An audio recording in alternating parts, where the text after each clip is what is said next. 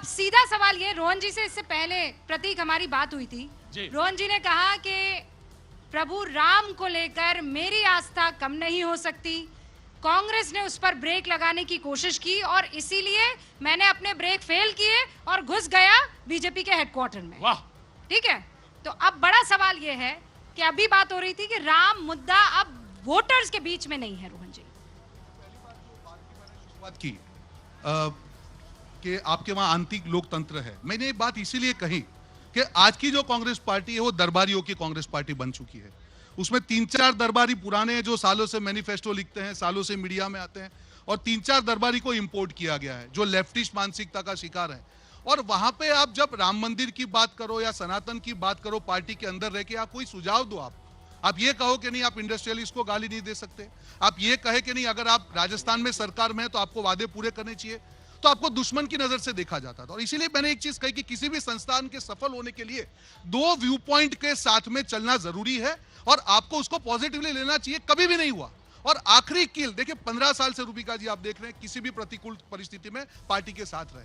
जब मोहभंग होने की बात होती है प्रतीक जी, तब एक बहुत बड़ी घटना आपको चाहिए कि जो आपका माइंड चेंज कर देती है, इनफ इज इनफ। और वही चीज हुई जब सनातन के अपमान की बात थी। हम बोलते चिल्ला के कहते रहे कि भैया आप इसके खिलाफ बोलिए ना, अगर ये पार्टी का स्टैंड नहीं है तो रोहन जी, सनातन बहाना तो नहीं था। बिल्कुल, कहां से बहाना होगा? आपको ये लगा कि सब हार रहे हैं, कुछ जाके झोली में भरी लो, बीजेपी जीत जाएगी तो कुछ मुझे मिल ही जाएगा। देखिए रूबिका जी, 30 साल से आप जानती है मैं गुजरात में हूँ, वहां तो 15 साल से पार्टी शासन में नहीं है। मुझे बताइए कौन सी सत्ता की लालसा है? कोई लालसा नहीं है। अगर लालसा होती तो गुजरात में मैं क्यों रहता? वहां से तो आज तक तो मैंने कभी कोई सत्ता देखी नहीं है, तो कहां से कौन सी लालच आ गई? और आज भी मैं आपके सामने खड़ा हूं, मैंने क्या लिया? नहीं रोहन जी, लेकिन एक बात बताइए जी, आपको ये समझने में इतने साल कैसे लग गए? बिल्कुल कि वहां पे ये है एक चीज निष्ठा भी होती है। आप आदमी पार्टी में रह के आप पार्टी में बात कह सकते हैं, लेकिन आपके अंदर आपने तुरंत सोचा कि नहीं पार्टी बदल लेनी चाहिए और ये मौका है। नहीं, बिल्कुल नहीं। मैं आपको बताऊं ये कब हुआ। आपने बहुत अच्छा सवाल पूछा प्रतीक जी कि लास्ट 2 साल से जिस प्रकार से जो कम्युनिकेशन डिपार्टमेंट जिस व्यक्ति में, और मैं कभी भी आप जानते हैं व्यक्तिगत टिप्पणियां नहीं करता हूं, पहली बार मैंने कहा कि उनमें भी विरोधाभास है, उनके नाम में राम है, जब से उन्होंने कम्युनिकेशन डिपार्टमेंट संभाला है। मुझे बताइए प्रतीक जी, आप सालों एक नाम की एक वजह से आप पूरी पार्टी बदल देंगे? बिल्कुल, एक नाम की बात नहीं है, वो एक व्यक्ति नहीं है, वो व्यक्ति पूरी पार्टी की विचारधारा को आज गवर्न कर रहा है। वो व्यक्ति, मेरी बात सुनिए प्रतीक जी, एक बात मैं खत्म कर लूं। आप पूरे देश में घूम रहे, हर गली नुक्कड़ में घूम रहे, देश की जनता की आवाज क्या थी? क्या आपको लगता है कि सनातन के अपमान पे कांग्रेस पार्टी को चुप रहना चाहिए? क्या आपको लगता है कि राम मंदिर का जो इनविटेशन मिला था कांग्रेस पार्टी को नहीं जाना चाहिए था? मुझे इस 2 सवाल के जवाब दे दीजिए। मैं कांग्रेस पार्टी का प्रवक्ता था, व्यक्तिगत रूप से बात कर सकता था, मैं मीडिया में बात नहीं कर सकता था, मैंने डिसिप्लिन को नहीं तोड़ा। पर हर चीज की एक लिमिट होती है ना। आप घर पे जाएंगे क्या मुंह दिखाएंगे? भाई देखिए, राहुल गांधी जी भी तो यही कह रहे हैं ना कि मोहब्बत की दुकान, गलत तो नहीं बोल रहे हैं? कौन सी मोहब्बत की दुकान? भाई मैं यही तो कह रहा हूं, मोहब्बत की दुकान खोलें, नफरत के बाजार में मोहब्बत की दुकान खोलें। कौन सी मोहब्बत की दुकान है? आप वर्करों को आप संभाल नहीं पाते, हमारे जैसे नेताओं की आप आवाज नहीं सुनते। कौन सी मोहब्बत? आपको मोहब्बत हो चुकी है। रोहन जी, मुझे ये बताइए, आपने राहुल गांधी के साथ कितना टाइम काम किया है? काफी, 3-4 साल का मैंने काम किया है। 3-4 साल एकदम नजदीक से, और पार्टी के साथ? बिल्कुल 15 साल हो गए मुझे। 15 साल पार्टी के साथ, राहुल गांधी के साथ 5 साल। क्या प्रॉब्लम है? राहुल गांधी में कोई दिक्कत है या फिर राहुल गांधी आप लोगों को समझा नहीं पा रहे हैं कि उनका दौर आने वाला है? देखिए मुझे लगता है रूबिका जी, बहुत ईमानदारी से बताइएगा, यहाँ पर जनता समझना चाहती है। ईमानदारी से एक सवाल का जवाब दूंगा कि 15 साल से जब माइक थोड़ा सा ऊपर ले, 15 साल से जब पार्टी से जुड़ा हुआ हूँ, और ये सेकंड जनरेशन थी। मेरे पिताजी 40 साल से, आप इसको इजी मत समझिए कि कभी धूप आई छाव आई, कभी भी पार्टी को नहीं छोड़ा। पर जो मुख्य विचारधारा थी कांग्रेस पार्टी की, हमेशा से राष्ट्रवाद की बात होती थी या सनातन के रिस्पेक्ट की बात होती थी। वो इंदिरा जी थी या जो भी पुराने नेता थे, कभी भी उन्होंने उसके ऊपर आंच नहीं आने दी। जब आप विचारधारा से, हम क्यों थे पार्टी में? हम कुछ लेने के लिए नहीं आए थे, देने के लिए आए थे। जब आपकी मूल विचारधारा से आपकी पार्टी हटती जा रही है, जो लेफ्टिस्ट माइंडसेट के लोग आज आपके डिसीजन मेकिंग कर रहे हैं, मुझे बताइए ऐसा कौन एडवाइस देगा कि आपको राम मंदिर के इन्विटेशन पे नहीं जाना है? मुझे एक चीज तो बताइए, पूरे बाहर के लोग, प्रतीक जी, बाहर के लोग आके पार्टी को चला रहे हैं। जो आदमी कांग्रेस पार्टी को गालियां देते हैं, अच्छा, राहुल गांधी को एडवाइस दे कौन रहा है? कौन दे रहा है? 8 दरबारी है, 8-9। अच्छा ठीक है भाई, मैं मुझे समझ गया। हाँ, ये बात हाँ, समझ में कुछ तो नहीं आई आपको। मैं अब आप बैठे रहिएगा, उठने की जरूरत नहीं है आपको, आप यहीं बोलिए। देखिए, इस देश का नो डाउट सर्वांगीण विकास हो रहा है, लेकिन बार बार सनातन धर्म, राम और कृष्ण और मथुरा, काशी, हरिद्वार की तरफ ध्यान जरा कम दीजिए। अगर यही बैनर आपका रहा तो आने वाले समय में बहुत सी समस्याएं, बेरोजगारी, आर्थिक मंदी और महंगाई और मोदी जी का विकास अवरुद्ध होगा। मैं खुद भाजपा का बौद्धिक प्रकोष्ठ का संयोजक हूँ, उनके साथ कंधा से कंधा मिलाकर चल रहा हूँ। लेफ्टिस्ट को मत देखिए, सब पानियां अगर गंगा में आती हैं समाहित होकर एक हो जाती हैं। कोई लेफ्टिस्ट हो, कोई राइट थॉट कंसेप्ट में हो, उसको मत देखिए, देश के विकास की तरफ सोचिए। आज मोदी का विजन विकास का है, इसलिए तीसरी बार थर्ड हैट्रिक करने की कोशिश कर रहे हैं। बिल्कुल यही बात तो मैं कह रहा हूं। देखिए रोहन जी, देखिए इसमें इन्होंने एक बात कही, ये बनारस के खाटी बनारस के आदमी हैं और इन्होंने जहां से शुरुआत की थी वो बात कुछ और थी और उसके बाद ला के इन्होंने धीरे से छोड़ा जहां पे है, उसमें कहा कि ठीक है तीसरी बार, लेकिन उस पर बात करिए। आपने कहा कि मैं वहां से इसलिए हटा क्योंकि वो बात थी, तो मोटे तो ब्रॉडर जो पिक्चर बन रही है वो उस पर उन्होंने बात कही थी। हाँ, एक बोलना चाहती हैं, क्या नाम है आपका? मेरा नाम अंतिमा सिंह है। अंतिमा जी, क्या काम करती हैं आप?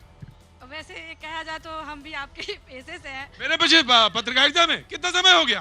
4-5 साल हो गया। अच्छा, कुछ सीखा कि नहीं सीखा? हाँ, सीखा। अच्छी चीज। बिल्कुल अच्छी और बुरी चीज दोनों सीखा, मगर ये धर्म के नाम पे जो राजनीति करते हैं हमारे नेतागण, धर्म के नाम पर वोट मांगते हैं, इसे जो है साइड में रखकर अगर काम पे नाम पर वोट मांगे कि हम 10 साल में क्या किए, 5 साल में क्या किए या अपने कार्यकाल में जनता के हित में काम क्या किए, उसको लेकर उसके नाम पर अगर वोट मांगे तो जनता बिना सोचे वोट देगी। क्या नाम हो गया आपका? अंतिमा सिंह। अंतिमा सिंह जी का सवाल जी। भैया बिल्कुल एकदम किनारे बैठे हैं, गंगा किनारे एकदम। जी, नाम हो गया आपका? जगन्नाथ ओझा। वाह वाह वाह, जगन्नाथ ओझा जी खड़े हुए हैं। क्या नाम है आपका? मतलब जगन्नाथ ओझा, क्या काम करते हैं? बस यही अपना सामाजिक कार्य करते हैं। तो नेतागिरी में आना है मतलब पूरी तरह से? चुनाव लड़ने का भी मूड है क्या? नहीं, चुनाव में सहयोग। तो सामाजिक कार्य करते हैं ना आप, तभी मैंने पूछ लिया, क्योंकि आजकल जो सामाजिक कार्य कर रहा है वो धीरे से नजर वहीं रख रहा है। तो मेरा अनुभव है, बाकी आपका ओझा जी आपका अपना अनुभव बताइए। क्या पूछना चाह रहे हैं रोहन जी से? नहीं, रोहन जी को मैं धन्यवाद देना चाहता हूं कि वे भारतीय जनता पार्टी में आए हैं, इनके लिए बहुत बहुत हार्दिक आभार है और सभी का स्वागत है, क्योंकि भारतीय जनता पार्टी देश के विकास के लिए काम कर रही है, राष्ट्र के विकास के लिए, और समाज में जो सबसे अंतिम पायदान पे खड़ा हुआ व्यक्ति है उसके लिए काम कर रही है। तो इनका हृदय से अभिनंदन हम लोग करते हैं, काशी की धरती से अभिनंदन करते हैं कि भारतीय जनता पार्टी में हर व्यक्ति का स्वागत है जो अपने राष्ट्र में भाजपा से जुड़े हैं। आप भाजपा से जुड़े हैं? भाजपा क्योंकि परिवार की तरफ से बोल रहे हैं ना। हाँ, तो मैं समझ गया, भाजपा से जुड़े हैं तो परिवार की तरफ से बोल रहे हैं। हाँ बेटा, अधूरे मन से नहीं उठा जाता है, उठो। क्या नाम है? रुद्र प्रताप सिंह। रुद्र प्रताप, क्या काम करते हो? पढ़ाई कर रहे हो? पढ़ाई कर रहा हूँ बीएचयू में। बीएचयू में। अच्छा, क्या कर रहे हो बीएचयू में? बीएचयू में मैं, मेरा ज्योग्राफी ऑनर्स है लास्ट ईयर। ज्योग्राफी बहुत कम लोग मिलते हैं बेटा, ऑनर्स वाले बहुत कम मिलते हैं। बहुत बहुत शुभकामनाएं तुम्हें। और बोलो, क्या बोलना है? मैं ये चाहता हूँ कि जो हमारे नेतागण हैं, जो देश के जो मुद्दे हैं जैसे रोजगार, शिक्षा, इन सब पे ज़्यादा ध्यान दें, हेल्थ केयर। आज रिसर्च में हमारा बजट 1% से भी कम है, और अगर इस देश में अभी धर्म के नाम पे वोट मांगे जाएंगे तो मुझे लगता है कि हमारे देश की मतलब। कहाँ के रहने वाले हो तुम? जी, मैं जिला सागर मध्य प्रदेश। जिला सागर मध्य प्रदेश। सागर तो बहुत अच्छी जगह है भाई, मैं मान गया। मैं रूबिका को देना चाहता हूँ, सवाल पूछेंगी, लेकिन मैं एक बात जरूर कहना चाहता हूँ रोहन जी, ये मुद्दा क्योंकि मैंने तो आपके साथ डिबेट करी है, रूबिका जी ने भी 10 साल का संपर्क बताया है, तो मैं आपसे पूछना चाहता हूँ इस चुनाव में इस नौजवान का सवाल, कितना फीसदी तैराव कहाँ पहुंचा और कितना धारदार पैना हुआ? प्रतीक जी, मैं बिल्कुल मानता हूं कि देश की समस्या पे, युवाओं पे, रोजगार पे, महंगाई पे ही डिबेट होनी चाहिए। पर हो क्या रहा है प्रतीक जी, आज जहां पे एक सरकार 10 साल से शासन में है, विपक्ष का काम है कि उन मुद्दों पे जाके सरकार को गिरने का काम करे, विफलताओं को गिरने का काम करे। आज विपक्ष क्या कर रहे हैं मैं आपको बता रहा हूं। जब मैनिफेस्टो कांग्रेस पार्टी का आया, उसमें 15 बार माइनॉरिटी वर्ड का यूज किया गया। 15 बार 15 टाइम्स। मैं चैलेंज के साथ कह रहा हूं, आप चेक कर लीजिए क्या होता है। आप मुस्लिम तुष्टीकरण की जो बात कर, मेरे काफी साथी हैं, मुस्लिम भाई बहन हैं, साथ में रहते हैं, बात करते हैं, उनको ये तुष्टीकरण नहीं चाहिए, उनको सशक्तिकरण चाहिए। जब आप तुष्टीकरण की बात करते हैं और फिर आप कहते हैं कि नहीं मैं तो रोजगार की बात करूंगा, महंगाई की ठीक है रोहन, मैं आपकी मैनिफेस्टो आप बताइए, मैनिफेस्टो से नैरेटिव किसने बदला? भाजपा ने बदला या रोहन कांग्रेस जी, ने? अच्छा ठीक है, बताइए। अब आप बीजेपी की तरफ से सारी बातें रख रहे हैं। विचारधारा के लेवल पर आप अपना दिल बीजेपी को दे पाए हैं? बिल्कुल। दोनों बहुत अलहदा विचारधारा है। मैं आपको बता कैसे करेंगे? देखिए, आप एक चीज समझिए, एक विचारधारा क्या होती है, राष्ट्रवाद की विचारधारा होती है। विचारधारा क्या होती है कि सनातन की रक्षा की विचारधारा होती है। पार्टी जो है उस विचारधारा से हट जाती है। आज जो कांग्रेस की मूल विचारधारा थी, आज बीजेपी उस विचारधारा पे आगे बढ़ रही है। कांग्रेस कितनी सीटें लाएगी? इंडिया गठबंधन कितनी सीटें? देखिए, मैं नंबर देने में बात नहीं करूंगा, पर मुझे लगता है जिस प्रकार से मैंने माहौल देखा 1-1.5 महीने से रूबिका जी, क्लियर मेजोरिटी 400 प्लस का जो वादा है मुझे लगता है पूरा होगा। और एक चीज आपने कही, लोग अपना मन बना चुके हैं। मैं सिर्फ राम मंदिर की बात नहीं कर रहा हूं, यह सरकार अपने परफॉर्मेंस के इवैल्यूएशन के साथ देश की जनता के बीच में गई है। यह सरकार विजन की बात करी है, सरकार ईवी की बात करी है, ये लेकिन सरकार एक बात तो है, एक बात तो है रूबिका,